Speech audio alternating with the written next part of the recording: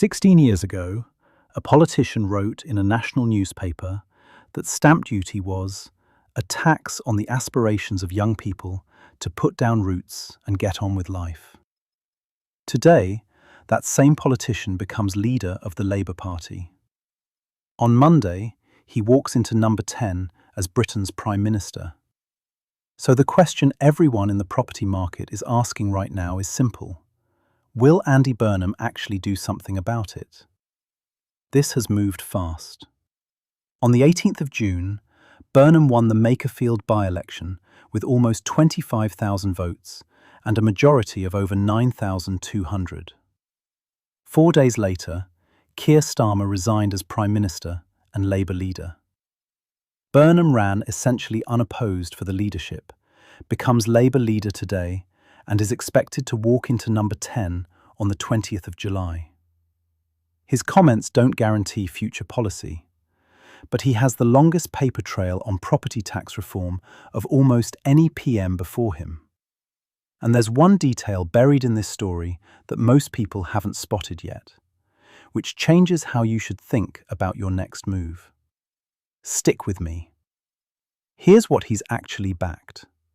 Burnham supports the Fairer Share campaign's proportional property tax, a plan to scrap both stamp duty and council tax, replacing them with a flat annual charge of 0.48% of your property's current value. Fairer Share lists him as a supporter on its own site, so this isn't loose association, it's on record. In pounds, a £300,000 home would pay £1,440 a year. A £500,000 home, £2,400 a year. Instead of one large upfront bill when you buy, you'd pay annually, tied to what your home is worth today. The winners and losers aren't evenly spread. Fairer Share's own figures claim 77% of households would be better off.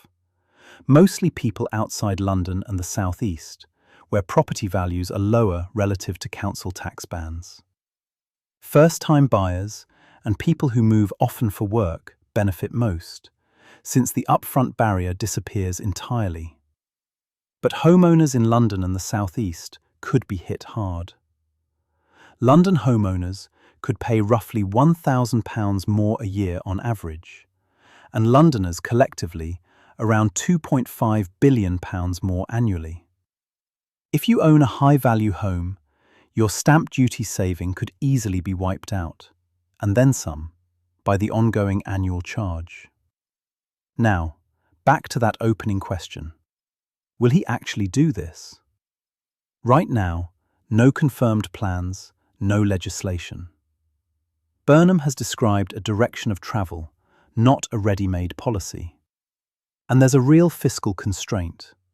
Stamp duty raises nearly £10 billion a year for the Treasury. Scrap it, and something has to replace that revenue. Here's the detail almost nobody's picked up on. A cross-party parliamentary committee, the Housing, Communities and Local Government Committee, has formally recommended the government launch a consultation on stamp duty alternatives before the end of 2026. That's not speculation or a think piece. That's Parliament formally pushing the new government to act, with a real deadline.